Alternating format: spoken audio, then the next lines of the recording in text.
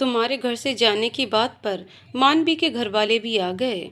आखिर उनकी बेटी को भी इसी घर में आना था, पर माँ ने बात ही बदल दी। उन्होंने कहा, श्रद्धा हर छोटी बात पर नाराज होकर मायके चली जाती है। घर का काम करना नहीं चाहती तो मायके चली जाती है। जरा सा डांट कर समझाओ तो मुंह फुलाकर मायके चली जाती है। अब देखो, आपके यहाँ से रिश्ता पक्का करके आए, जो गहने मिले बस उनको पूछ लिया कि संभाल कर रखने को दिए थे तो कहाँ रखे। बस भाई साहब, इतनी सी बात का बतंगड़ बनाकर चली गई मायके। अरे बहन जी, ये तो बड़ी गलत बात है। हमने तो अपनी बेटी को ये शिक्षा नहीं दी। हमारा तो जी साफ उसूल है, अगर हमारी बेटी की गलती हुई तो हम उसे डांटेंगे, और जो किसी और की गलती हुई तो हम उसे भी नहीं छोड़ेंगे। माँ ये सुनकर एक बार तो चौंकी जरूर, पर बात संभालने के लिए हाँ में हाँ मिला दी। मैंने तो उसी वक्त ठान लिया था कि अब तो मैं तभी लाऊंगा जब कुछ बातों को सुलझा लूंगा। शादी की डेट भी निकल आई। दिसंबर में शादी थी। नवंबर में माँ ने बुलाकर कहा, देख बेटा, तू तो सालों से बिजनेस कर रहा है, प्रिंस ने तो अभी शुरू किया है। साथ काम करने के बजाय अलग करने दे। दो पैसे तो उसे भी चाहिए, उसकी भी नई गृहस्थी रहेगी। शादी के बाद भाई से पैसा ले, अच्छा नहीं लगता। माँ, मैंने नए दुकान कर तो दी है, 2 महीने में ही चालू भी हो जाएगी, और वो शॉप तो बड़े शॉपिंग कॉम्प्लेक्स में है। माँ उसके लिए तैयार नहीं थी। उनका कहना था, देख बेटा, उसे जमी जमाई दुकान दे दे और नई दुकान तू बना ले। तुझे तो अब अनुभव भी है, तू तो नई भी जमा लेगा। इसीलिए ही तो वो दुकान तुम्हारे नाम करवाई थी। एक बार को तो मुझे झटका लगा श्रद्धा, जैसे किसी ने मेरे हाथ बांध दिए हों। इतने साल लगे मुझे सब कुछ संभालने में, और एक झटके में सब कुछ गया। मैंने उनकी बात मान ली और नए सिरे से प्लानिंग शुरू की। शादी की डेट भी पास आ गई थी। मुझ पर सब तरफ से प्रेशर पड़ रहा था तुमको वापस लाने का, लेकिन मैं अब तय करके बैठा था, अब तभी लाऊंगा जब फाइनेंशियल सिक्योरिटी भी होगी। शादी तो हो गई। शादी वाले दिन तुम्हें याद करके बहुत रोया था। उस दिन लगा, काश आज पापा होते तो इस तरह तो ना होती। डीके की आवाज भर्रा गई, आंखों में नमी भी आ गई। श्रद्धा ने डीके को अपनी तरफ मोड़ा और उसके गाल पर अपना प्यार अंकित कर उसे अपने गले लगा लिया। थोड़ी देर में दोनों वापस अपने कमरे में आ गए। डीके बोला, चलो सो जाते हैं, कल स्कूल भी जाना है। श्रद्धा नामे सिर हिलाती है, क्या नहीं जाना? पर अब मैं किसी को फोन नहीं करूंगा। जरूरत ही नहीं है किसी को फोन करने की। क्या मतलब? मतलब ये शर्मा जी कि कल संडे है और मेरी छुट्टी है, बस मंडे जाना है। फिर मंगलवार से दशहरा ब्रेक है, 3 दिन का, और उसके नेक्स्ट डे भी किसी और कारण से छुट्टी है, तो हो गए 4 दिन की छुट्टी।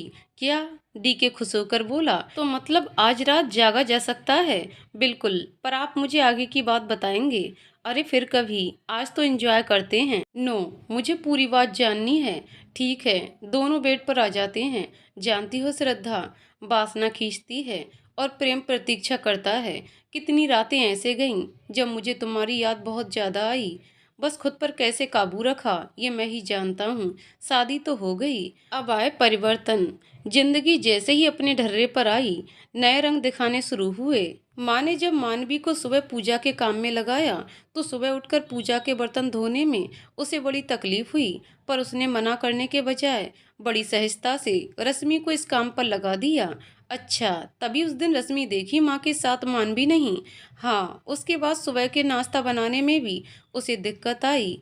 मैं तो 9 बजे निकल जाता था, पर प्रिंस 10 बजे जाने लगा, और जब मैंने उसे टोका तो माँ बीच में आ गई। ये कहा कि उसे अपने काम अपने तरीके से संभालने दे। मैंने फिर भी फर्ज समझकर प्रिंस को समझाया तो उसने आश्वासन दिया कि मैं चिंता ना करूं, दुकानदारी में कोई कमी आएगी। आप दुकान नहीं जाते थे? नहीं। तो आप क्या कर रहे थे? किसी का पीछा? क्या मतलब, किसका पीछा? थी कोई खूबसूरत बला, उसके पीछे जाना बहुत अच्छा लगता था, तो सोचा टीनेज में जो काम नहीं किए अब करके देखे जाएं। एक दिन तो उसके घर के बाहर दीवार पर फूल भी रखाया था। श्रद्धा सुनकर चौंकी। मुझे लगा था कि आप ही हो। मैंने फूल पहचान लिए थे। मुझे पता चल गया था कि तुम जॉब करने लगी हो। उस दिन हमारी शादी की सालगिरह थी। सब लोग कितना कुछ करते हैं इस दिन, और हम दोनों तो अलग अलग रह रहे थे। जानती हो श्रद्धा, उस दिन को किसी ने याद नहीं किया। रश्मि तो मुझसे नाराज रहती थी, ज्यादा बात नहीं करती थी, प्रिंस अपनी लाइफ में बिजी था। मधु और निशांत ने भी फोन नहीं किया। जानती हो उस दिन किसका फोन आया विश करने? किसका? सिया का। बस एक वही थी जिसने पूछा कि तुम वापस आ गई हो या नहीं, और एनिवर्सरी की बधाई दी। श्रद्धा भावुक होकर डीके के सीने से लगती है और अचानक ऐसा होने के कारण डीके पीछे होकर बेड पर गिर जाता है और श्रद्धा को अपनी बाहों में कस लेता है। श्रद्धा डीके के ऊपर झुकी हुई होती है। डीके उसका चेहरा अपने हाथों में लेकर कहता है, मैंने तुम्हें बहुत मिस किया, बहुत ज़्यादा मिस किया। मैंने भी, आप सोच भी नहीं सकते। मैं रोज़ सोने के पहले फ़ोन चेक करती थी कि शायद आपने कोई मैसेज किया हो। श्रद्धा की आंख से आंसू निकलकर डीके के चेहरे पर गिर जाता है और डीके उसकी आंखों पर प्यार कर उसे पलट देता है और खुद ऊपर आ जाता है और उसके माथे पर अनगिनत प्यार करता है। थोड़ी देर बाद डीके कॉफ़ी बनाकर लाता है और फिर अपनी बात शुरू करता है। आज दोनों पति पत्नी श्रद्धा और डीके की नींद उड़ चुकी थी। डीके कॉफ़ी बनाकर लाया।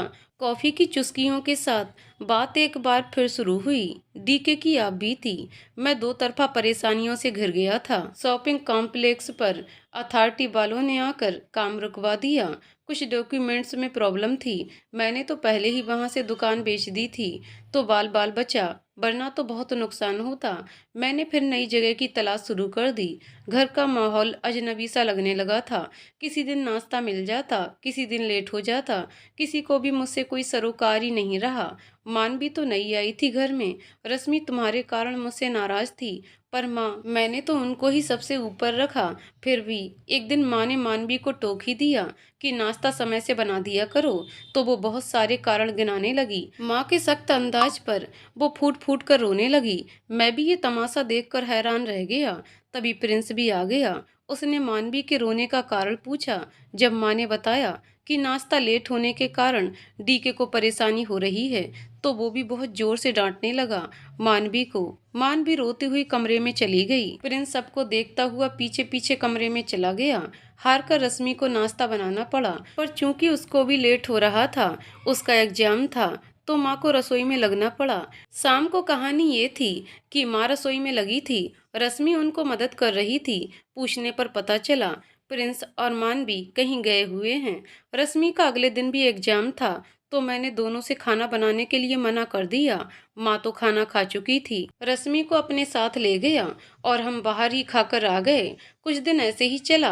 धीरे धीरे मैंने रात का खाना घर पर खाना छोड़ दिया, क्योंकि मानवी की शिकायत थी कि भैया देर से आते हैं, बाकी सबका खाना हो जाता है, मुझे सिर्फ उनके लिए बैठना पड़ता है।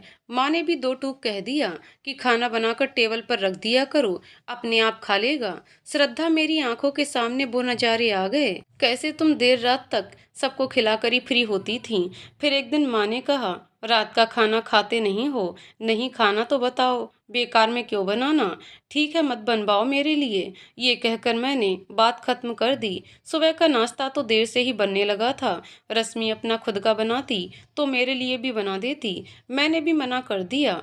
फिर मैंने देखा मेरे कपड़े बिना धुले ही पड़े हुए हैं, पहनने के लिए एक भी कपड़ा नहीं है। मैंने जाकर माँ से पूछा, मेरे कपड़े क्यों नहीं धुले हुए हैं? मुझे क्या पता, तो किसे पता? तो किसने कहा था बीबी को मायके बिठाओ? माँ तो नक्कर बोली, तुम्हारे बाथरूम में भी तो वॉशिंग मशीन रखी है, अब से धो लिया करो खुद। अब मुझे वो नज़ारा दिखाई देने लगा जब तुम सारे घर के कपड़े धोती थीं।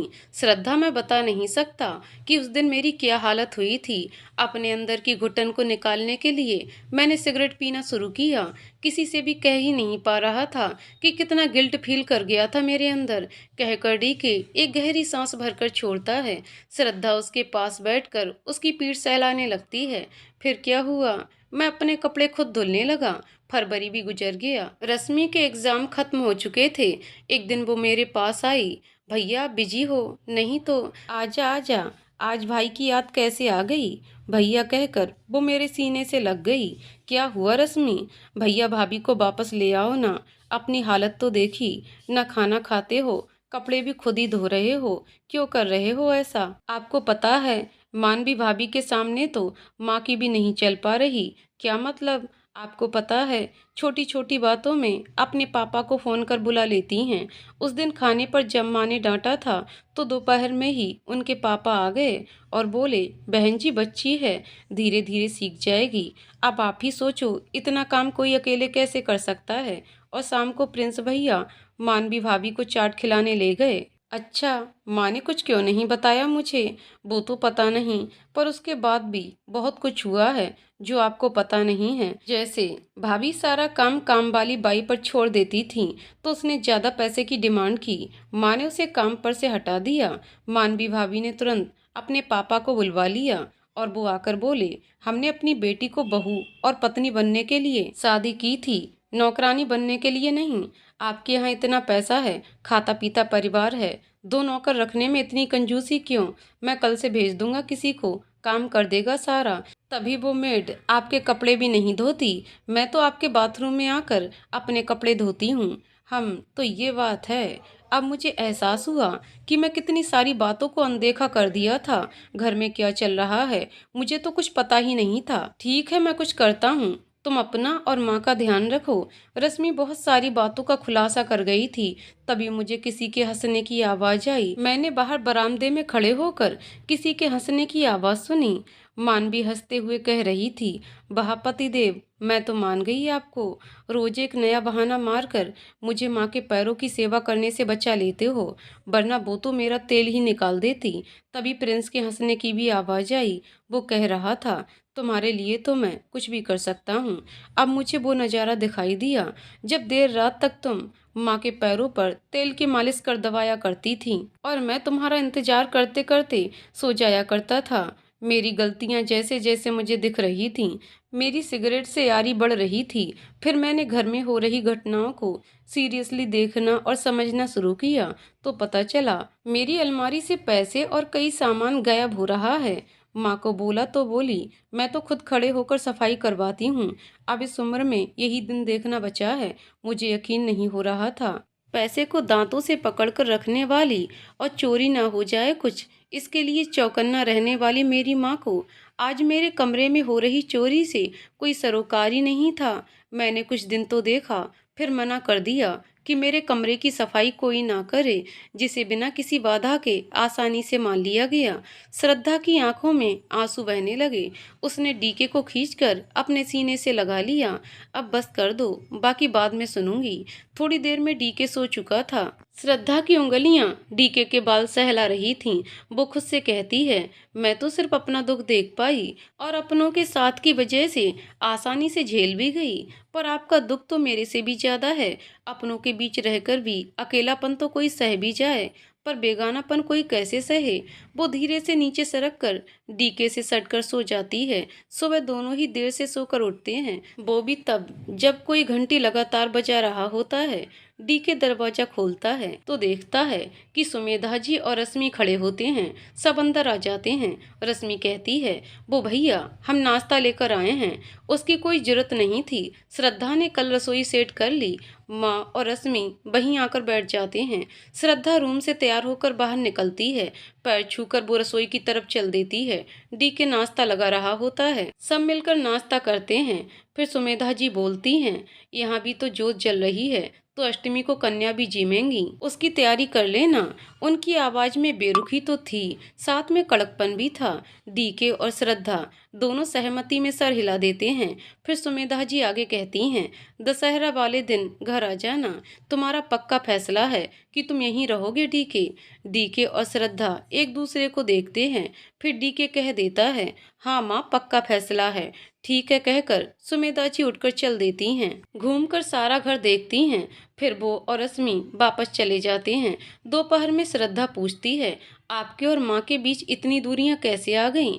नज़दीकी तो कभी थी ही नहीं। सच तो यही है, बस एक रिश्ता कह लो, जिम्मेदारी कह लो, बस वो ही चल रहा था। मैं घर का बड़ा बच्चा, माँ मुझसे उम्मीद ना करती तो किससे उम्मीद करती? मैं भी उनकी उम्मीद पूरी करने में जुट गया। अब वो बात बताता हूँ जिसने मेरा नजरिया ही बदल दिया। होली पर मानवी को घर जाना था। उसकी पहली होली थी। माँ ने सबके लिए गिफ्ट ला कर दिए जो मानवी ने रिजेक्ट कर दिए। उसकी इच्छा तो कुछ और थी, तो बस माँ और उसकी बहस छिड़ गई। माँ को उसकी बात बुरी लग गई और उन्होंने उसको डांट दिया। साथ में साफ कह दिया कि बुला लो जिसे बुलाना है। मैंने जब माँ को समझाने की कोशिश की तो माँ मुझ पर बरस पड़ी। तुम बीच में क्यों बोल रहे हो डीके? अपनी गृहस्थी तो संभाली नहीं जाती, मुझे समझाने चले हो। मैं तो जैसे पत्थर का ही हो गया सुन के। तभी प्रिंस भी चला आया। उसने मानवी को बहुत बुरी तरह डांटा। मानवी बुरी तरह रोती हुई अपने कमरे में चली गई। मैं थोड़ी देर वहीं आंगन में खड़ा सोचता रहा, फिर अपने कमरे में चल दिया। कमरे के आगे से गुजरते हुए कुछ आवाजें मुझे सुनाई पड़ी। मानवी की शिकायतें और प्रिंस की मनोहार चल रही थी। तुम बात मत करो मुझसे प्रिंस। अरे मुझसे क्यों नाराज हो रही हो? तो और क्या करूं? एक तो माँ डांट रही थी, फिर तुमने भी डांट दिया। भला ये कोई बात हुई? अरे मेरी जान, करना पड़ता है, समझा करो। माँ है वो मेरी, उनकी नहीं सुनूंगा तो एक तो मुझे जोरू का गुलाम समझेंगी, दूसरा बिजनेस अभी तक उनके नाम पर है। अगर नाराज होकर निकाल दिया तो मेरा ही नुकसान है समझी। और मैं कुछ नहीं हूँ। अरे तुम तो सब कुछ हो। थोड़ा दिखाने के लिए डांट दिया बस, और क्या। तुम बताओ क्या हो गया इसमें? अब बताओ, तुम कुछ और ले जाना चाहती हो? बस इतनी सी बात तो ले जाओ। It's simple. जो माँ ने दिया है वो भी ले जाना, और जो तुम ले जाना चाहती हो वो भी ले जाना। क्या फर्क पड़ता है? ज्यादा ही है, कम तो नहीं। कहकर वो मानवी के चेहरे पर झुक जाता है। कुछ पल बाद मानवी की आवाज आती है। उसकी खिलखिलाहट बहुत कुछ बता रही थी। चलो हटो, पहले तो मूड बिगाड़ दिया, अब प्यार दिखा रहे हो। अभी दिखाया कहाँ है? चलो दिखाता हूँ। बस इसके आगे मैं सुन ना सका, और ना ही मेरे रिश्ते की मर्यादा ने मुझे सुनने की इजाजत दी। डी के श्रद्धा का हाथ पकड़कर कहता है, जीवन का ये सबक कि माँ और बीबी को खुश कैसे रखें, मैंने अपने छोटे भाई से सीखा। उस छोटे भाई से जो समझदार नहीं था, परिपक्व नहीं था, जिसे अनुभव कम था। आज वो हर लिहाज में मुझसे बेहतर तरीके से रिश्ते निभा रहा था, खास करके अपनी पत्नी के साथ। उसने ही मुझे अनजाने में मेरी गलतियां दिखा दी थीं और जीवन को बेहतर और बैलेंस तरीके से जीने का रास्ता भी बता दिया था। खुद की कीमत गिर जाती है, किसी को कीमती बनाने में। गलती का जब एहसास हो जाए तो उसे सुधारो। अब बस मैं इसी के पीछे लग गया। उसके लिए जरूरी था मुझे अपना काम सही तरह से जमाना था, और मैंने अपनी कोशिशें शुरू कर दी। कहकर डीके ने अपनी बात खत्म की। और भी कई छोटी छोटी बातें हुई जिनसे दिल दुखा, पर हर बात याद रखूंगा तो जीना मुश्किल हो जाएगा। श्रद्धा उठकर डीके के गले लग जाती है। जो हो गया वो छोड़ते हैं, अपनी जिंदगी की नई शुरुआत करते हैं। डीके उसके माथे पर अनगिनत बार प्यार कर अपने गले लगा लेता है। अगले दिन श्रद्धा स्कूल निकल जाती है और डीके अपने शोरूम। श्रद्धा अपने स्कूटर से स्कूल जाती है। स्कूल पहुंचने पर सारा स्टाफ उसे घेर लेता है और बधाइयां देने के साथ साथ छेड़ने भी लगता है। क्या बात है श्रद्धा, छुट्टी ले ली? हमें तो मिली नहीं। अरे पतिदेव ने प्रिंसिपल मैडम को रिक्वेस्ट की तब मिली छुट्टी। मीनाक्षी मैडम तपाक से बोली, अरे छुट्टी छोड़ो, मेरी बात सुनो। तुम्हारा हस्बैंड तो बहुत ही हैंडसम है, एकदम हीरो। मिसेस शेषाद्री बोली, हमको भी हेल्प करना, हमें भी बाथरूम रेनोवेट करवाना है। कई टीचर एक साथ बोलने लगती हैं, हमें भी हमें भी। श्रद्धा शर्मा कर खिलखिलाने लगती है। तभी घंटी बज जाती है। कॉरिडोर से गुजरते हुए श्रद्धा को गौड सर और मिश्रा सर मिल जाते हैं। गौड सर कहते हैं, भाई मानना पड़ेगा, बड़े चतुर हैं शर्मा जी, स्कूल भी आते रहे और भनक भी नहीं लगने दी। आपके पति हैं। तभी मिश्रा जी भी सुर में लाते हैं, वैसे श्रद्धा जी, मान तो हम भी आपको गए, उतनी सीधी आप हैं ही नहीं जितनी दिखाई देती हैं। श्रद्धा पलटवार करते हुए कहती है, वो क्या है ना मिश्रा जी, बचपन से शहद जो खाया बस उसी का असर है। क्या मतलब? कहकर मिश्रा जी गौड सर को देखने लगते हैं। मेरा मतलब है कि मधुमक्खी का असर है, कोई छेड़े तो डंक नहीं तो मिठास ही मिठास। दोनों मुंह पिचकाकर चले जाते हैं।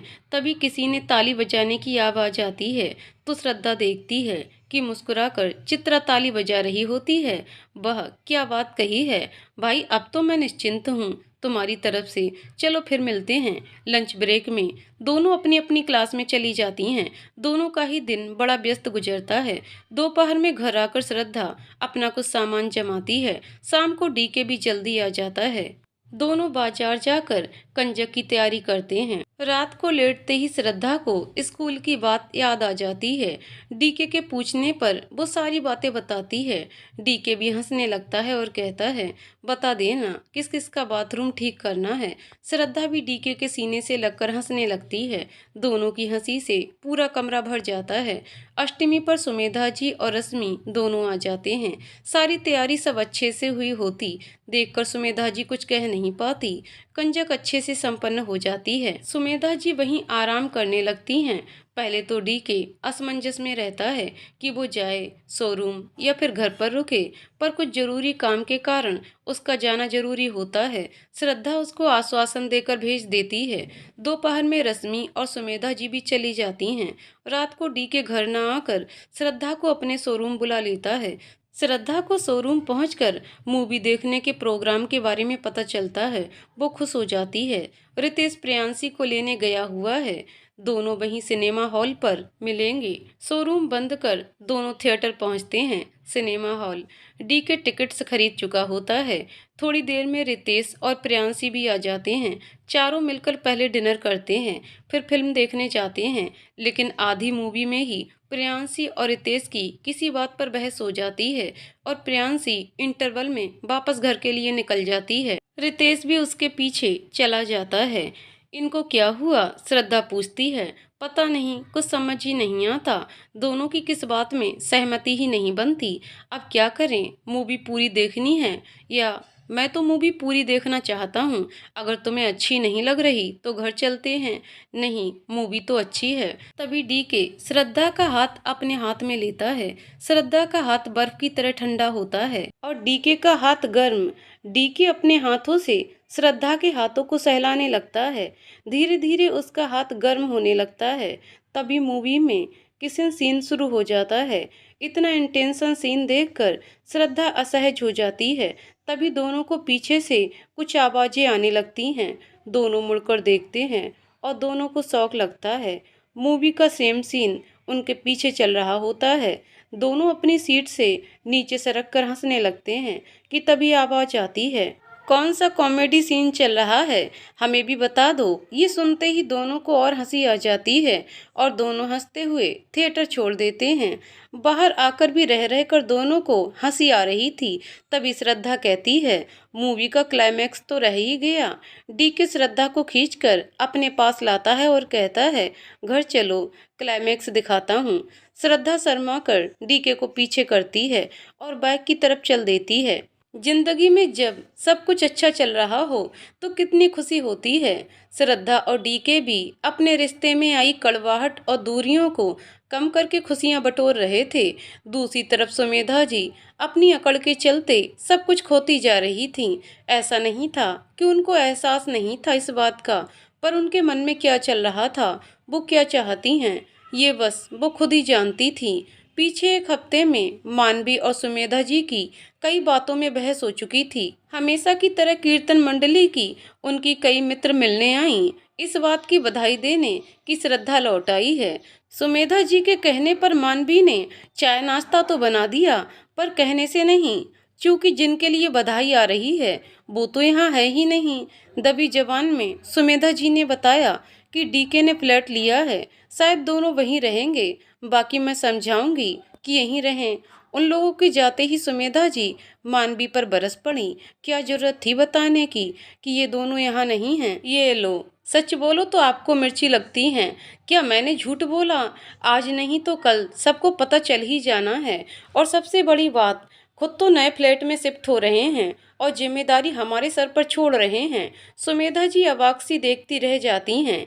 एक दिन सुबह सुबह मानवी अपनी स्लीवलेस नाइटी में रसोई में चाय बनाने घुस जाती है। सुमेधा जी तभी पूजा खत्म करके रसोई के बाहर पड़े सोफे पर आकर बैठती हैं। तभी मानवी चाय पकड़ाती है। मानवी को इस तरह देखकर सुमेधा जी का पारा चढ़ जाता है और वो उसे खूब फटकार लगाती हैं। तभी प्रिंस भी बाहर आ जाता है। प्रिंस मानवी से कह दे, बिना नहाए मेरी रसोई में ना आए, ये सब नहीं चलेगा। अगर बिना नहाए मेरी रसोई में आना है तो कोई जरूरत नहीं, कल से चाय मैं खुद बना लूंगी, जैसी आपकी मर्जी। कल से क्या, आज से ही आप बना लो, और एक कप मेरी और अपने बेटे की भी बना लेना, कहकर मानवी अपने कंधे उचकाकर चली आती है। हाय हाय, मेरे भाई ने तो मेरा सत्यानाश ही कर दिया। कैसी लड़की से मेरे बेटे की शादी करवा दी। वो तुरंत अपने भाई को फोन करके उसे खूब सुनाती हैं। उनका भाई भी उनको पलटकर कहता है, श्रद्धा चुप रहती थी तब भी तुम्हें शिकायत थी, अब ये जवाब दे रही है तब भी शिकायत कर रही हो, तुम क्या चाहती हो, अपना व्यवहार भी कभी देखा है, कहकर वो फोन काट देते हैं। आज अष्टमी पर सुमेधा जी डीके और श्रद्धा के पास जाती हैं। वो दोनों को मिलकर पूजा करते देखती हैं, कंजक जमाते देखती हैं।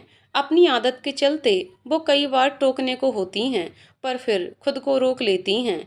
आराम करके दोपहर बाद वो अपने घर वापस आ जाती हैं। श्रद्धा ने उनसे ज्यादा बात नहीं की, पर उनका पूरा ध्यान रखा। ये सोचकर उनकी बेचैनी बढ़ जाती है। डीके ने भी साफ कह दिया था कि वो वहीं रहेगा। ये सोचकर उनकी आंख में आंसू आ जाते हैं।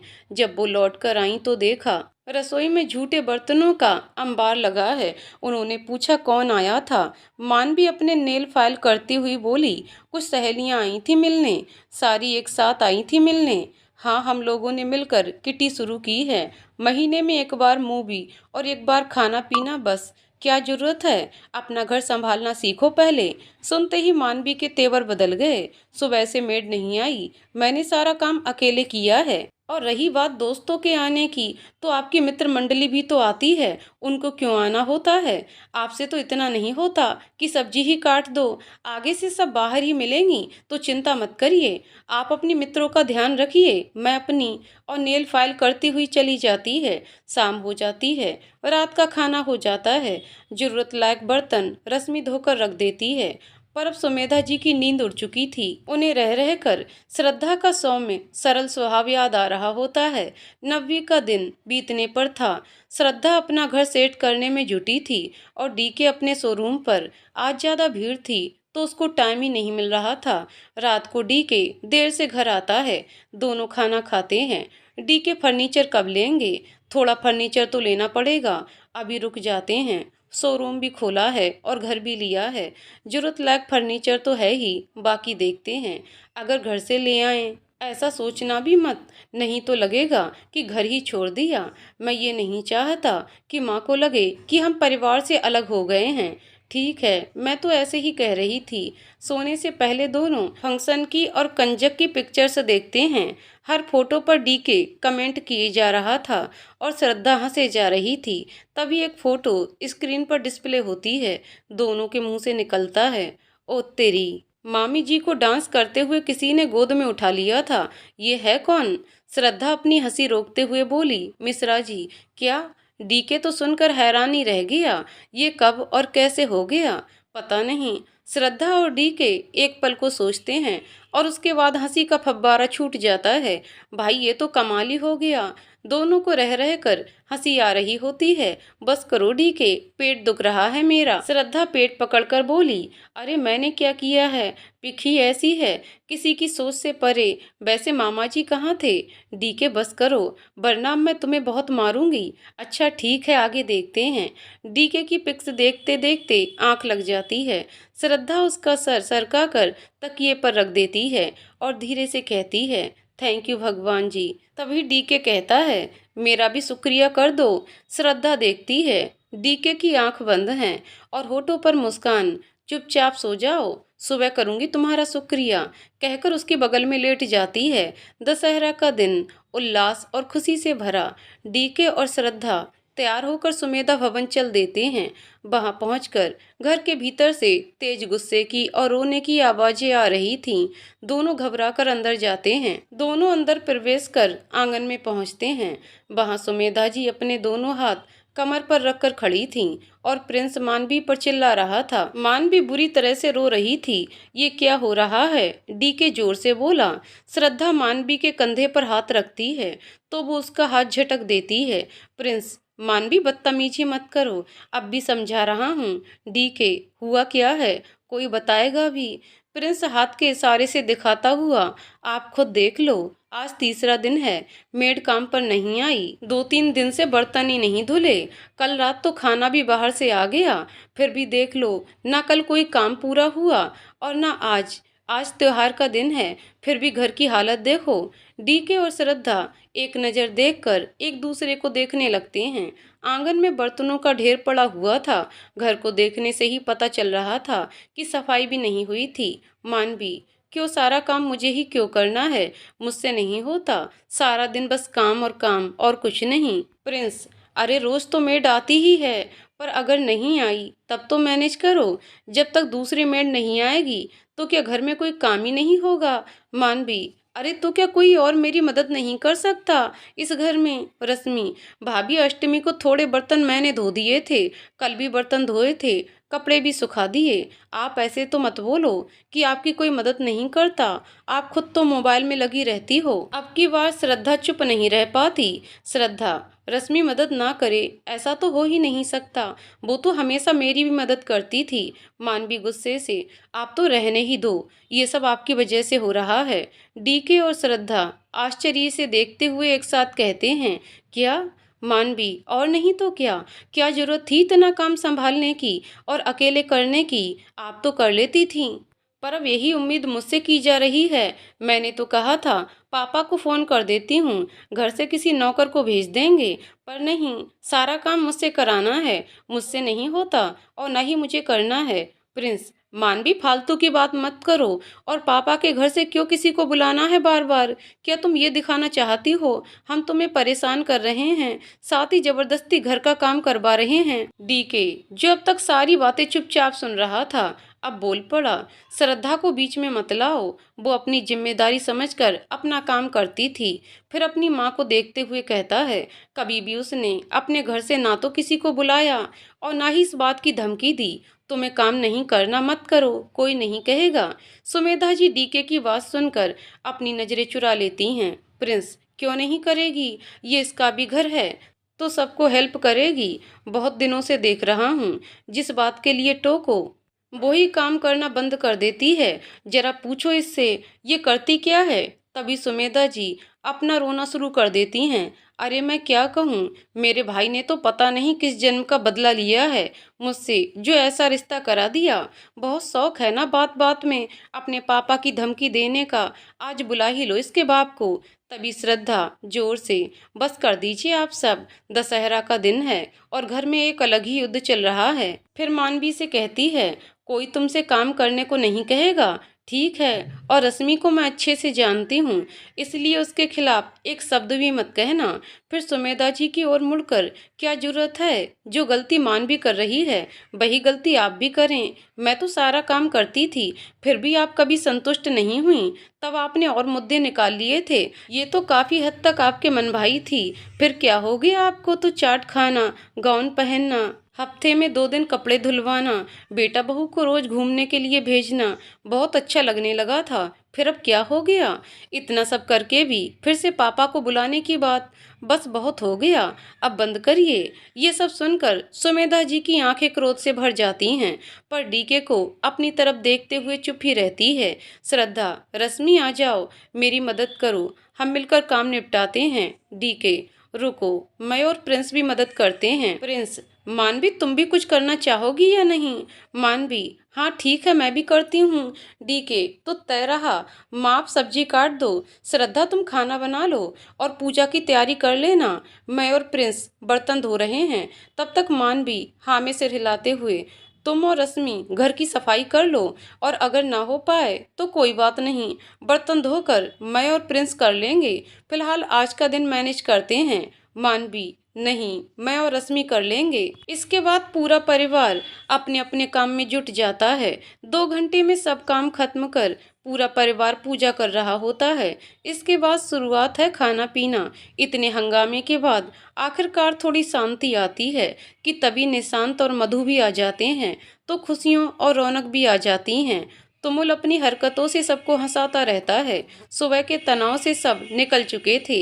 सब करते करते 4 बज जाते हैं। निशांत सबको रावण दहन देखने के लिए न्योता देता है और फिर सब बाहर ही डिनर करने का प्लान करते हैं, जिसे सब लोग सहर्ष मान लेते हैं। निशांत और मधु के जाने के बाद डीके और श्रद्धा अपने कमरे में आ जाते हैं, जहां कॉफी टेबल देखकर श्रद्धा को डीके के साथ बिताए हुए दिन याद आ जाते हैं।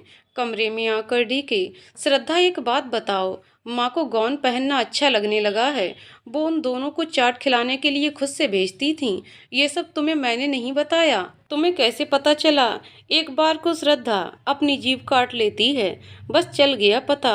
अब थोड़ी देर आराम करते हैं, फिर कभी फुर्सत में बताऊंगी। हम डीके आकर बेड पर बैठ जाता है और श्रद्धा को भी खींचकर बैठा लेता है। अब जल्दी बताओ वरना। वरना क्या? वरना मैं तुम्हारी प्रिंसिपल को फोन कर दूंगा। क्या? ये कहकर श्रद्धा हंसने लगती है और उसको हंसता हुआ देखकर डीके भी हंसने लगता है। मुझे ये सारी बातें रश्मि ने बताई थीं। वो हमेशा से मेरे संपर्क में थी। डीके आश्चर्य से, सच में? हम डीके श्रद्धा को अपनी बाहों में कस लेता है। बाहर खड़ी सुमेधा जी सारी बातें सुन रही थीं। उनके चेहरे पर कई रंगों का उतार चढ़ाव पता चल रहा था। श्रद्धा और डीके के बीच की बातें सुनकर और उन्हें बार बार सोचकर सुमेधा जी को गुस्सा आने लगा था। नकारात्मक सोच उन पर हावी होती जा रही थी, पर मन के किसी एक कोने में सकारात्मक सोच भी उन्हें एहसास करा रही थी कि आज दोपहर में कितनी रौनक थी उनके घर में। शाम को निशांत फोन करके बताता है कि रावण जलने का टाइम रात 10 बजे है, तो 7 बजे सब मिलते हैं। पहले खाना फिर घूमना। डीके भी हाँ कर देता है। सब लोग तैयार होने लगते हैं। श्रद्धा डीके को पूछती है, आप क्या पहनोगे? क्या पहनूंगा? मतलब कपड़े और क्या? अब ये मत कहना कि पत्ते पहन लो।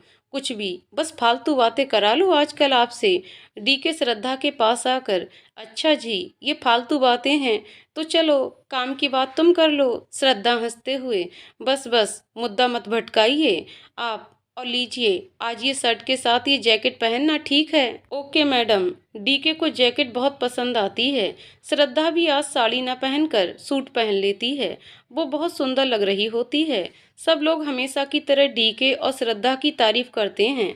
मानवी को बुरा लगते देख प्रिंस उसका कंधा थपथपाकर कहता है, अरे इसमें क्या बुरा मानना यार। तभी मामा जी भी सब परिवार आ जाते हैं और मानवी और प्रिंस को देखकर बहुत तारीफ करते हैं। मानवी खुश हो जाती है। सुमेधा जी अनमनी सी अपने भाई से बात करती हैं, जिसे सभी महसूस करते हैं, यहाँ तक कि मामा और मामी भी। पर फिर सब उनको भी प्रोग्राम में शामिल कर लेते हैं। तय समय सब लोग रेस्टोरेंट पहुंच जाते हैं। वहां बातों बातों में निशांत सबको बताता है कि ये प्रोग्राम को खास बनाने के लिए आज का चीफ गेस्ट हमारे एरिया के लोकसभा सदस्य सिंह साहब को बनाया गया है। डिनर पर सबकी बातें हंसी मजाक चलता रहता है। बस सुमेधा जी ही थोड़ी अनमनी सी रहती हैं। खाना हो जाने पर श्रद्धा वॉशरूम का बोलकर जाती है। तभी सुमेधा जी भी साथ चलने के लिए कहती हैं, तो श्रद्धा उनको भी साथ ले लेती है। वॉशरूम में सुमेधा जी कहती हैं, मेरे बेटे को छोड़ने का क्या लोगी? क्या? क्या कहा आपने? मैंने कहा मेरे बेटे को छोड़ने का क्या लोगी? छोड़ दो मेरे बेटे को। जब से तुम आई हो मेरा बेटा मेरा नहीं रहा। उसे तुम्हारी सिवा कुछ और नहीं दिखाई देता। श्रद्धा उनको इग्नोर करते हुए, आपका दिमाग खराब हो गया है, ये कहकर वॉशरूम का दरवाजा खोलने लगती है।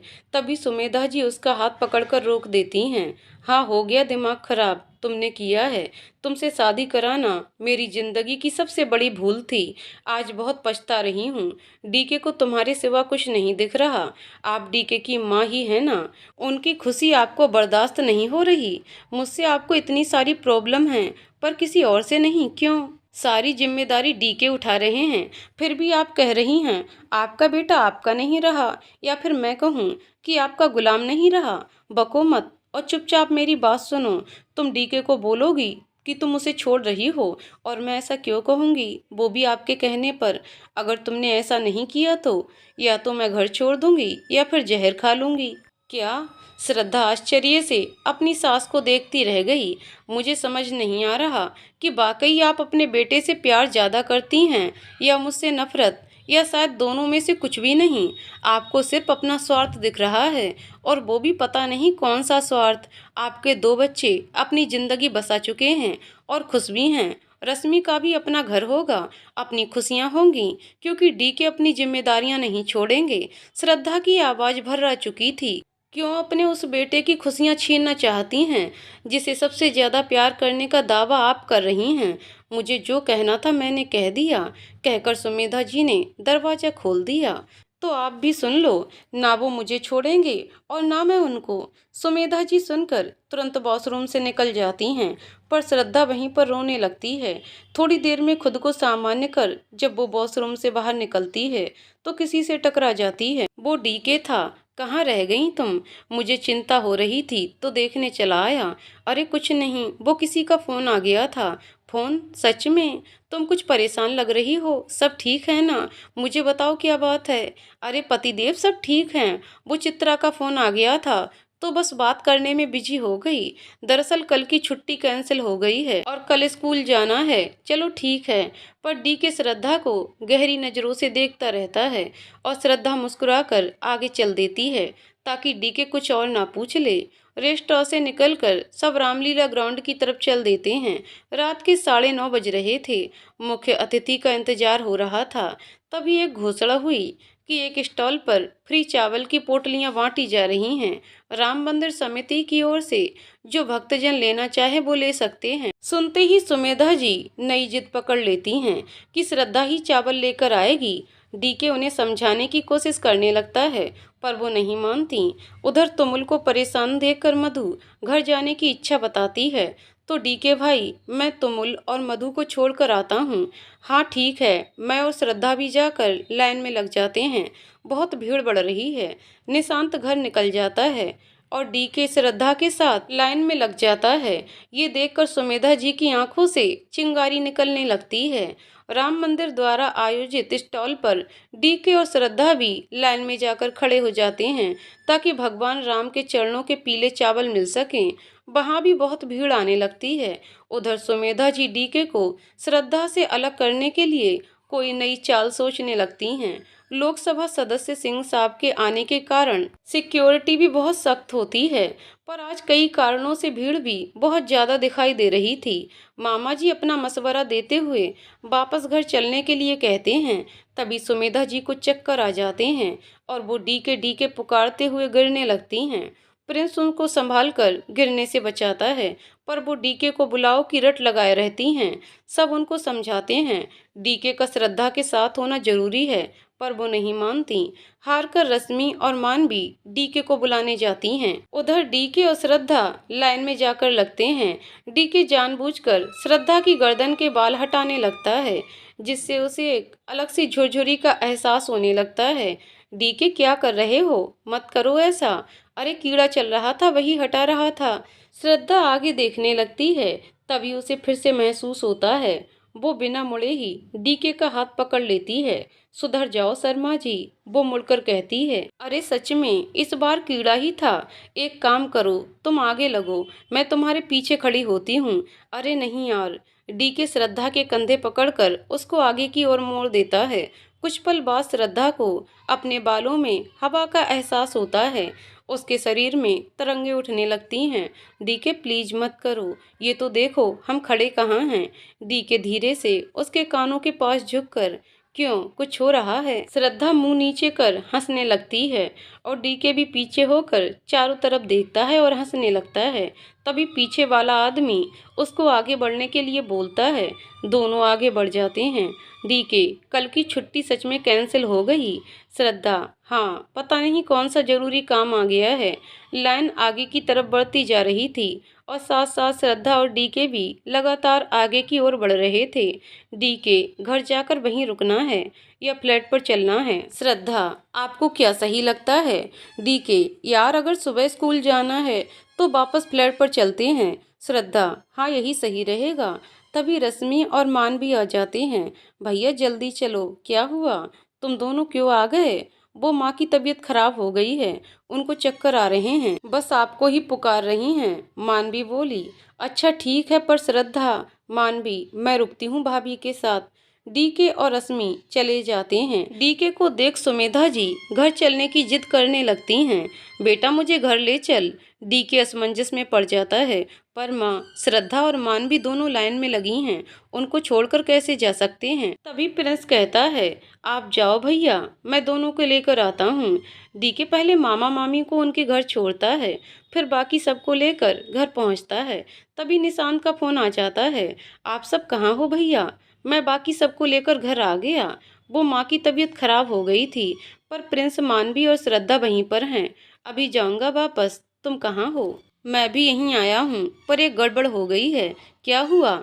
यहाँ रावण को जलाया गया था, पता नहीं कैसे वो सीधा गिरने के बजाय तिरछा गिर गया। अफरा तफरी मच गई है इस कारण। ये क्या कह रहे हो? वो तीनों कहाँ हैं अभी? अभी ढूंढता हूँ, कुछ पता चलता है तो बताता हूँ। सुमेधा जी डीके का हाथ पकड़कर बैठ जाती हैं। नहीं बेटा तू मत जा। डीके जोर से डांटते हुए, माँ वो तीनों वहाँ फंसे हुए हैं, मुझे जाने दो, और निकल जाता है। जैसे ही कार स्टार्ट करता है, तभी प्रिंस की कार आकर रुकती है। डीके भी कार से तुरंत निकलता है। तुम लोग ठीक हो? बस भैया बाल बाल बचे आज तो। चावल लेकर जैसे ही निकले, वैसे ही अफरा तफरी मच गई। कुछ समझ नहीं आया, पर भगवान की कृपा रही कि निकल आए वहां से। शुक्र है भगवान का। डीके भी हाथ जोड़कर ऊपर की ओर देख ईश्वर का धन्यवाद करता है। तभी डीके को निशांत याद आता है। वो जैसे ही फोन मिलाता है, तभी निशांत भी आ जाता है। अरे सब लोग ठीक हैं, मैं तो घबरा ही गया था। और सब अंदर चलकर बात करते हैं। नहीं भैया मैं निकलता हूँ। मधु भी चिंता कर रही है, मेरा घर जाना ही सही है। तभी मानवी एक पोटली निशांत को देते हुए कहती है, आपका भी ले आए थे, ले जाइए। डीके कहता है, ठीक है निशांत तुम जाओ, अभी जाना ही सही है। निशांत घर के लिए निकल जाता है। घर के अंदर आकर सब लोग सुमेधा जी की तबीयत पूछ सोने के लिए चले जाते हैं, पर सुमेधा जी डीके को रोक लेती हैं। ये सब देखकर श्रद्धा कुछ नहीं कहती और अपने कमरे में चली जाती है। वो फोन में डीके का मैसेज देखती है।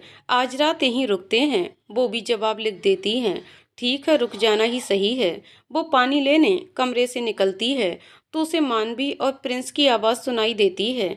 मानवी, माँ को तो बस भैया ही नजर आते हैं, तबीयत खराब हुई आपने संभाला, फिर भी डीके डीके ही पुकार रही थी। प्रिंस, जो तुम समझ रही हो सब उसका उल्टा है। मानवी, क्या मतलब? प्रिंस, मैं भी माँ को बचपन से जानता हूँ, उनकी कोई तबीयत खराब नहीं हुई। ये तो भाई को भाभी से दूर रखने का बहाना था। पता नहीं माँ भैया की लाइफ को इतना क्यों कंट्रोल करके रखना चाहती हैं। और शुक्र मनाओ कि मुझसे इतना प्यार नहीं है, वरना तो भैया भाभी की जगह तुम और मैं होते। मानवी, ये तो मैंने सोचा ही नहीं, लेकिन ये तो गलत है ना। भाभी तो मुझे अच्छी लगी, फिर क्या समस्या है? प्रिंस, सो जाओ, सुबह सोचेंगे इस विषय में। मानवी, प्रिंस सुबह काम कैसे होगा? मेड तो अभी भी नहीं लगी दूसरी। आज का तो निपटारा हो गया, कल का क्या? प्रिंस, देखते हैं सुबह, अब तो सोने दो यार। श्रद्धा ये सब सुनकर सोच में पड़ जाती है। वो सुमेधा जी के कमरे में जाकर देखती है, सुमेधा जी सो रही हैं और डीके भी वहीं सिरहाने बैठे बैठे सो गया था। सुमेधा जी अपने बेटे का हाथ कसकर पकड़ रखा था। ये देख श्रद्धा उल्टी पैर अपने कमरे में आ जाती है। थकी होने के कारण लेटते ही उसे भी नींद आ जाती है। सुबह श्रद्धा जल्दी उठकर रश्मि को अपनी मदद के लिए उठाती है। दोनों मिलकर घर की सफाई करके नहा धोकर पूजा करती हैं। 7 बजे श्रद्धा रश्मि को बताती है कि उसे स्कूल जाना है, उसकी छुट्टी कैंसिल हो गई है, तो पहले घर जाऊंगी फिर स्कूल, तुम अपने भैया को बता देना। श्रद्धा तो घर और स्कूल के लिए निकल जाती है। आज सुमेधा जी की आंख भी देर से खुलती है, तो वो देखती हैं कि पूजा घर में दिया जल रहा है और रश्मि रसोई में नाश्ता बना रही है। डीके श्रद्धा को घर में ढूंढता है, पर उसे न पाकर रश्मि को पूछता है, भाभी ने सुबह जल्दी उठकर घर की सफाई कर दी और पूजा भी, उनको स्कूल जाना था तो वो चली गई। तभी मानवी भी आ जाती है, तो रश्मि उसे सुनाते हुए कहती है, भाभी अपना घर समझकर सारा काम कर गईं और अब नाश्ता मैं बना रही हूँ। फिर भी कुछ लोगों को तो बस शिकायत ही करनी होती है। काम कैसे होगा, काम कैसे होगा? भाभी से सीखो, मैनेजमेंट कितना परफेक्ट है, इसीलिए ही वो मेरी फेवरेट हैं। पर जाने से पहले वो मुझे क्यों नहीं बता कर गई, मैं छोड़ देता उसको। सारी बात सुनकर सुमेधा जी किसी गहरी सोच में डूब जाती हैं। उनके मन में 2 विचार चल रहे होते हैं। हैं, श्रद्धा से अच्छी घर संभालने वाली कोई नहीं, और दूसरा उनका बेटा सिर्फ श्रद्धा के बारे में ही सोच रहा है क्योंकि वो उसे बेहद चाहता है। डीके भी तैयार होकर अपने शोरूम पहुंच जाता है। सुबह से श्रद्धा को ना देखा था और ना ही बात हो पाई थी। उसका मन काम में नहीं लगता। वो लगातार श्रद्धा को फ़ोन करता है पर श्रद्धा फ़ोन नहीं उठाती। कहाँ बिजी हो गई है मैडम जी आज, जो फ़ोन ही नहीं उठा रही। उधर श्रद्धा जब अपने फ्लैट पर पहुंचती है तो थोड़ी इमोशनल हो जाती है। ये सब छोड़कर या डीके को छोड़कर जाना इतना आसान है क्या? माँ को मेरा या डीके का प्यार दिखाई नहीं देता या वो देखना नहीं चाहती? पर मैं ये अब क्यों सोच रही हूँ? नहीं नहीं, मैं डीके का साथ नहीं छोड़ूंगी, चाहे कुछ भी हो जाए। पर मेरे कारण ही तो वो माँ से अलग हो रहे हैं और यही बात माँ को बर्दाश्त नहीं हो पा रही। हाँ, पक्का यही बात होगी। मैं डीके से बात करूंगी कि वहीं सुमेधा भवन में ही रहते हैं। इससे माँ हम दोनों को अलग करने का विचार भी छोड़ देंगी। श्रद्धा स्कूल पहुंचती है। पता चलता है प्रिंसिपल ने जरूरी मीटिंग रखी है। मीटिंग में बताया जाता है स्कूल की दूसरी ब्रांच में कोई स्पोर्ट्स इवेंट रखा गया था, पर कुछ परेशानियों के चलते उस इवेंट को यहाँ शिफ्ट कर दिया गया है क्योंकि लास्ट टाइम पर कैंसिल नहीं कर सकते थे, तो उनको अपना स्पेस देना है और मिलकर इवेंट को सक्सेसफुल बनाना है। स्पोर्ट टीचर मिश्रा जी को इंचार्ज बना दिया जाता है। मिश्रा जी, श्रद्धा मैडम, आप हमारी सहायक बनकर मदद करिए, आप भी तो स्पोर्ट ड्यूटी में है ना। प्रिंसिपल, नहीं, श्रद्धा जी को उनकी रिक्वेस्ट पर इस पद से हटा दिया है। वो लाइब्रेरी में हेल्प करेंगी, उसकी जगह सुषमा मैडम आपको हेल्प करेंगी। बाकी आप किसी भी टीचर की हेल्प ले सकते हैं। 3 दिन का इवेंट है तो सभी टीचर्स की ड्यूटी दिन और रात की है। सबको यहीं रहना है, बस उनको छूट दी जाएगी जिनके बच्चे छोटे हैं। मीटिंग खत्म होती है, सब अपने अपने काम में जुट जाते हैं। मिश्रा जी को कहीं ना कहीं ये बात चुभ जाती है और वो कहे बिना बाज नहीं आते। वाह श्रद्धा मैडम, अच्छा शीशे में उतारा है आपने प्रिंसिपल मैडम को। स्पोर्ट्स को छोड़ लाइब्रेरी की ड्यूटी, खूब गप्पे मारने को मिलेंगे।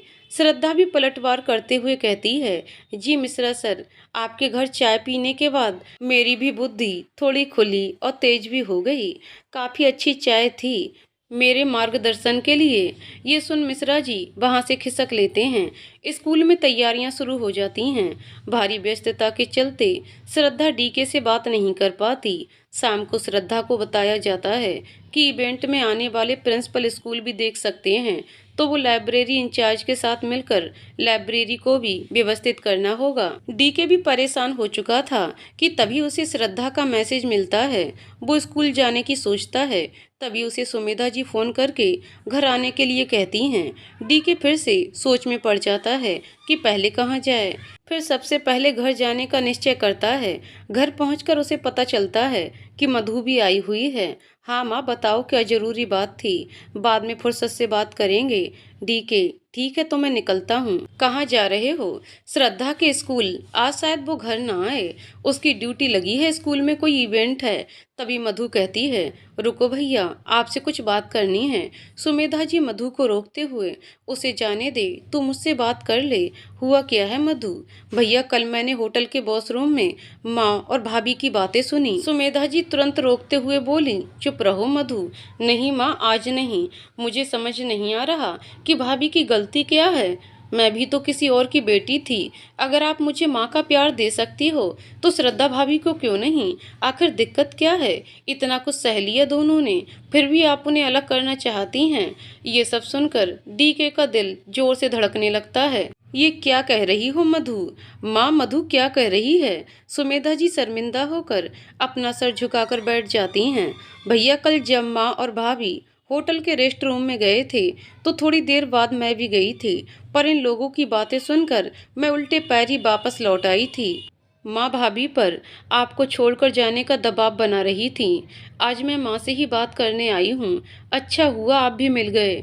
डीके गुस्से से, आखिर आप चाहती क्या हैं? पहले शादी करने के लिए पीछे पड़ी थी, शादी करनी है, शादी करनी है, और अब आप तोड़वाने के लिए पीछे पड़ी हो। चाहती क्या हो? शादी ही मत करवाती आप? क्यों करवाई आपने शादी, पहले ये बताओ। बेटा, वो रोने लगती हैं। मैं तो हमेशा अपने बच्चों को खुशी देखना चाहती थी। तुम्हारे पापा के जाने के बाद तुमने जिस तरह से सब कुछ संभाला, मुझे यकीन था कि मेरे जाने के बाद भी तुम सबका ख्याल रखोगे, पर जब मैंने कई बार तुम्हें श्रद्धा की तरफदारी करते हुए देखा तो मैं मन ही मन घबरा गई। ये समाज ऐसे अनेक उदाहरणों से भरा पड़ा है जहाँ शादी के बाद भाई बदल गया और बाकी भाई बहन से भी संबंध तोड़ लिया। मैं भी बस यही सोचकर डर गई थी। श्रद्धा को कंट्रोल करने के पीछे भी बस यही बात थी कि तुम्हारा झुकाव अपनी पत्नी के लिए ना हो जाए। मुझे माफ कर दे डीके, अपनी माँ को माफ कर दे। तू भी तो देख, तू मुझे छोड़कर अलग घर में रहना चाहता है, कहकर वो फूट फूट कर रोने लगी। डीके और मधु की आंख में भी आंसू बहने लगते हैं। मधु बोली, माँ आपकी सोच भी ऐसी होगी, मुझे पता नहीं था। सच बताऊं तो यकीन नहीं आ रहा।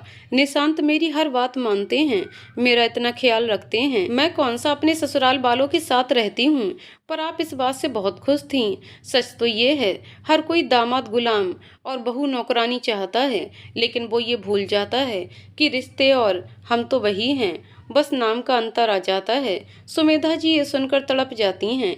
ऐसा मत बोल मधु, मैं श्रद्धा से माफ़ी मांग लूँगी, अब कोई ऐसी बात नहीं करूँगी। बस बेटा, अपनी माँ को गलत मत समझो, मुझसे नफरत मत करना। मैं श्रद्धा को लेकर आता हूँ, आप चिंता मत करो, हम बैठकर बात करेंगे, सब गलतफहमी दूर करेंगे, ठीक है। तभी डीके का फ़ोन बजता है। फ़ोन पर चित्रा डीके को बताती है कि श्रद्धा नहीं मिल रही। क्या मतलब नहीं मिल रही? चित्रा उसे जल्दी से स्कूल आने के लिए बोलती है। सुमेधा जी और मधु डीके को प्रश्नवाचक दृष्टि से देखने लगते हैं। श्रद्धा मिसिंग है, मिल नहीं रही। माँ भगवान से प्रार्थना करना कि श्रद्धा मिल जाए, वरना। बात अधूरी छोड़कर डीके भागता है। तभी रश्मि और मानवी भी आ जाती हैं। दोनों को जब श्रद्धा के गायब होने का पता चलता है तो वो दोनों भी परेशान हो जाती हैं। इधर डीके स्कूल पहुंचता है। शाम हो चुकी थी, अंदर सारा स्टाफ था। डीके को देखकर चित्रा आगे आती है। क्या हुआ चित्रा मैडम, श्रद्धा कहाँ है? डीके, वैसे तो उसे स्कूल में ही होना चाहिए, आज उसकी ड्यूटी दिन में लाइब्रेरी में थी और शाम को सारे स्टाफ को यहाँ हॉल में इकट्ठा होना था, पर श्रद्धा नहीं आई। उसको हर जगह देख लिया पर वो नहीं मिली। उसका स्कूटर चेक किया कि या नहीं, आज वो स्कूटर से नहीं आई। सुबह जब मिली थी तो कह रही थी कि स्कूटर स्टार्ट नहीं हुआ तो रिक्शा से आई हूँ और वापसी में मेरे साथ जाएगी। कुछ हुआ है क्या डीके? वो सुबह भी परेशान लग रही थी। पूछा भी मैंने तो बोली कि तबीयत ठीक नहीं लग रही। डीके भी बात छुपाकर कहता है कि हाँ, तबीयत तो खराब थी उसकी, मैंने मना भी किया था आने के लिए, पर बोली कि ज़रूरी है, अब क्या करें, मैं घर पर पूछता हूँ। डीके जीवन जी सालीन को फ़ोन कर श्रद्धा के बारे में पूछता है, पर उनको भी कुछ नहीं पता था। उसकी जिन दोस्तों को वो जानता था उनके नंबर लेकर पूछता है, लेकिन कुछ पता ही नहीं चला। डीके अपने शोरूम पर भी फ़ोन करके पूछता है कि श्रद्धा आई है क्या, पर रितेश मना कर देता है। डीके अपनी बाइक उठाकर मंदिर चल देता है। श्रद्धा मंदिर में भी नहीं मिलती। वो लगातार फ़ोन मिलाता रहता है। रिंग जा रही थी पर फ़ोन कोई नहीं उठा रहा था। घर से भी सबके फ़ोन आने शुरू हो गए थे। स्कूल पर रितेश, सालीन, निशांत भी पहुंच जाते हैं। डीके बाइक चलाते हुए बस यही सोच रहा था, श्रद्धा कहाँ हो तुम, मुझे छोड़कर मत चली जाना, माँ की बातों में मत आ जाना। डीके एक बार अपने फ्लैट पर भी देखने जाता है, पर वहाँ भी लॉक लगा होता है। डीके वापस स्कूल आ जाता है। रितेश, सालीन और निशांत तीनों भागकर मिलते हैं। रितेश कहता है, मैंने दोस्त की हेल्प से पता किया है, भाभी के मोबाइल की लोकेशन यहीं स्कूल की है। तभी मिश्रा जी भी दिख जाते हैं। उन्हें देखते ही चित्रा मैडम जोर से बोलती हैं, सुबह मिश्रा जी की श्रद्धा से बहस हुई थी, देखा था मैंने, श्रद्धा ने इन्हें खूब सुनाया था। सुनकर मिश्रा जी घबरा जाते हैं। अरे मैडम, क्या कर रही हो? श्रद्धा के गायब होने और सुबह की बहस में कोई कनेक्शन नहीं है, मुझे क्यों फंसा रही हैं आप? सुनकर डीके मिश्रा जी की कॉलर पकड़ लेता है। अगर मेरी श्रद्धा के गायब होने में आपका हाथ हुआ ना तो यहीं जमीन में गाड़ दूंगा। तभी सालीन बोलता है, इसे हम बाद में देख लेंगे, एक काम करते हैं, खुद से स्कूल में ढूंढते हैं। डीके चित्रा को पूछता है, आपने कब देखा था? दोपहर में मेरी ड्यूटी भी लाइब्रेरी में थी, तब थी श्रद्धा, उसके बाद मुझे किसी काम से ऑफिस में जाना पड़ा। हाँ याद आया, लाइट का इशू हुआ था कुछ, और फिर मुझे ऑफिस की ड्यूटी दे दी गई। इंचार्ज तो मिश्रा जी ही हैं। सुनकर सब मिश्रा को घूरने लगते हैं तो मिश्रा जी और घबरा जाते हैं और कहने लगते हैं, मुझे कुछ नहीं पता, मैंने कुछ नहीं किया। तभी डीके को याद आता है कि लाइब्रेरी में अपर सेक्शन में बेसमेंट है, जहां वो पहले ही श्रद्धा से मिलने जा चुका था। वो लाइब्रेरी की तरफ भागता है। मेन हॉल की फ्रंट डेस्क पर श्रद्धा का फ़ोन चार्जिंग में लगा हुआ मिलता है। वो तेजी से सीढ़ियों से उतरकर बेसमेंट में जाता है। वहाँ काफ़ी अंधेरा होता है। वो लाइट सर्च करता है। ना मिलने पर अपने फ़ोन की टॉर्च ऑन करता है, पर श्रद्धा उसे कहीं नहीं मिलती। काफ़ी देर ढूंढने के बाद जैसे ही वो वापस जाने के लिए मुड़ता है, उसे किसी के कराहने की आवाज़ आती है। वो आवाज़ की दिशा में बढ़ता है तो उस लाइन के आखिरी छोर पर एक खुला दरवाजा दिखाई देता है। वहीं बीच में श्रद्धा पड़ी होती है। डीके भागकर उसे उठाने की कोशिश करता है। श्रद्धा अपनी अधखुली आंखों से डीके को देखती है। मैं जानती थी कि आप मुझे ढूंढ ही लोगे। उसकी आंख के किनारों से आंसू बहने लगते हैं। डीके भी भावुक होकर वहीं पर बैठकर उसे अपने सीने से लगा लेता है। तुम्हें कुछ मालूम भी है मेरी क्या हालत हो गई पिछले 2 घंटों में जब तुम नहीं मिली? श्रद्धा भी उसके सीने से चिपक जाती है। डीके देखता है कि उसके सर पर चोट आई है तो उसे उठाकर बाहर की तरफ भागता है। बाहर सब लोग मिल जाते हैं और तुरंत हॉस्पिटल के लिए निकल जाते हैं। स्कूल का स्टाफ अब भी मिश्रा जी को संशय की दृष्टि से देख रहा था, पर बाद में पता चलता है कि मिश्रा जी की कोई गलती नहीं थी। वो तो अपनी हरकतों की वजह से शक के घेरे में थे। अगले दिन हॉस्पिटल में श्रद्धा की आंख खुलती है तो डीके वहीं उसका हाथ पकड़े बैठा सो रहा था। श्रद्धा के चेहरे पर एक मुस्कान आ जाती है। वो अपना हाथ छुड़ाकर डीके के बाल सहलाने लगती है। डीके की आंख खुल जाती है। वो उठकर श्रद्धा के माथे पर प्यार करता है और उसकी बगल में बैठ जाता है। अब कैसा लग रहा है? हाँ, ठीक हूँ अब। कल क्या हुआ था? चलो अभी मत बताओ, बाद में आराम से बताना। नहीं बताती हूँ। कल शाम को सारे स्टाफ को वापस स्कूल हॉल में मिलना था। मेरा थोड़ा काम बचा हुआ था और फ़ोन भी बंद होने की कगार पर है, तो फ़ोन को चार्जिंग पर लगाकर मैं नीचे वॉशरूम यूज करने चली गई। पता नहीं कैसे लाइट चली गई और मेरा पैर भी फिसल गया। सर किस चीज़ से टकराया वो तो पता नहीं, पर शायद मैं बेहोश हो गई थी। पर जब आप आए तभी आँख खुली थी। डी के भगवान को धन्यवाद करता है। तभी डॉक्टर आ जाते हैं। सारी रिपोर्ट्स एकदम सही हैं। दोपहर में डिस्चार्ज कर देंगे। बस कुछ दिन आराम करें तो चोट भी ठीक हो जाएगी। शुक्र मनाओ कि इंटरनल इंजरी नहीं है। डॉक्टर के जाने के बाद डी के मैं घर पर बोल देता हूँ। डी के मुझे कुछ कहना है। हाँ कहो। हम वहीं चलेंगे सुमेधा भवन। डी के श्रद्धा को देखते रहता है। तुम पक्का यही चाहती हो? माँ ने तुमसे जो कहा मुझे पता चल गया है। तुम चिंता मत करो, अब वो कुछ गड़बड़ नहीं करेंगी। हम फ्लैट पर जाकर भी रह सकते हैं। नहीं डी के, इस तरह तो उनकी असुरक्षा की भावना और बढ़ जाएगी और मैं नहीं चाहती कि आपको चुनाव करना पड़े। मुझे आपका साथ और विश्वास चाहिए। चाहे फ्लैट में रहें या सुमेधा भवन में, मुझे कोई फर्क नहीं पड़ता। ठीक है, जैसा तुम कहो। श्रद्धा, तुम मेरी जिंदगी का वो हंसी ख्वाब हो जिसके बिना मैं अधूरा हूँ। अगर तुम मुझे छोड़कर चली जाती तो मैं बस। अब आप चुप ही रहिए। क्यों छोड़ जाती आपको शर्मा जी? इतना भी हल्के में मत लीजिए। अच्छा जी। जी। दोनों हंसने लगते हैं। डी के वापस श्रद्धा को अपनी बाहों में समेट लेता है। कुछ दिनों बाद इतवार का दिन सुबह से अफरा तफरी मची थी। सुमेधा जी हमेशा की तरह शोर मचा रही थीं। अरे ये काम करने आई है, ये हमसे काम कराने, इतने नखरे, रोज तो छुट्टी मारकर बैठ जाती है। कमरे में डीके और श्रद्धा हंस रहे होते हैं। लो शुरू हो गया माँ का पुराण। श्रद्धा, माँ आप चिंता मत करो, मिलकर काम हो जाएगा। सुमेधा, आज का तो हो जाएगा, पर कल का क्या? तुम्हें स्कूल जाना है, रश्मि को कॉलेज। डीके और प्रिंस भी दुकान संभालेंगे या घर का काम करेंगे।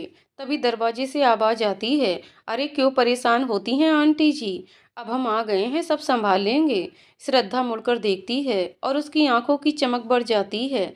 सिया खड़ी होती है एक और लड़की के साथ। वो आकर सुमेधा और श्रद्धा के पैर छूकर आशीर्वाद लेती है। ये है हमारी ननद चंपा, हम दोनों मिलकर ही काम करेंगी। अब हम यहीं आ गए हैं। नाले हमारे पति की किताबों की दुकान पर काम मिल गया है तो हम भी संग ही आ गए। सुमेधा जी पहले तो खुश हो जाती हैं, फिर गुस्सा दिखाते हुए कहती हैं, अब क्यों आई है? जब इतना बुलाया तब तो नहीं आई, अपना पैसा भी नहीं लेकर गई। सिया मनोहार करते हुए, अरे आंटी जी, पैसा का क्या है? हमरे लिए तो आप ही बैंक हैं। आपके पास रहा तो जुड़ा ही रहा, वरना तो खर्च हो जाता। सुमेधा जी हामी भर देती हैं, देख बड़ी भाभी की नौकरी है और छोटी माँ बनने वाली है, तो छुट्टी मत मारियो। अरे आंटी जी, भरोसा तो रखो। घर में खुशी की लहर दौड़ जाती है। 5 साल बाद अंकुर और रश्मि की शादी का कार्यक्रम चल रहा होता है। सुमेधा जी अपनी सहेली अनीता से बात कर रही हैं। अब बस रश्मि की शादी हो गई, अब मैं फ्री हूँ। सुन अनीता, मेरा भी टिकट करा देना, मैं भी चलूंगी 4 धाम की यात्रा करने। अनीता जवाब में हाँ में सिर हिला देती है। श्रद्धा और चित्रा दोनों भी खड़ी बातें कर रही होती हैं। चित्रा मैडम, आप बहुत अच्छी सास बनेंगी, बिल्कुल एक फ्रेंड के जैसी। किसने कहा? बिल्कुल भी नहीं। अरे मुझे भी तो थोड़े मजे लेने दो, जैसे बाकी सब लेते हैं। मैं तो सोच कर बैठी हूँ, खड़ूस सास बनूंगी और बहू को खूब तंग करूंगी। आखिर इस खुशी पर मेरा भी तो हक है, कहकर हंसने लगती है। तो श्रद्धा भी हंसने लगती है। तभी डीके आकर श्रद्धा को बुलाता है। श्रद्धा को 2 जुड़वा बेटे हुए थे, जिनका नाम उन्होंने निश्चल और प्रेम रखा। निश्चलता श्रद्धा जैसी और प्रेम डीके जैसा। हम श्रद्धा, एक बात बताओ, तुम कैसी सास बनोगी? वो श्रद्धा को पिलर से टिका देता है। कैसी भी नहीं, क्या मतलब? मतलब ये बच्चों को कह दूंगी कि शादी कर दी है, अब तुम जानो और तुम्हारा काम। और मुझे मुझे क्या? डीके गहरी नजरों से देखता हुआ पूछता है। मुझे पापा के साथ बिजी रहने दो, कहकर हंसने लगती है। डीके भी हंसने लगता है।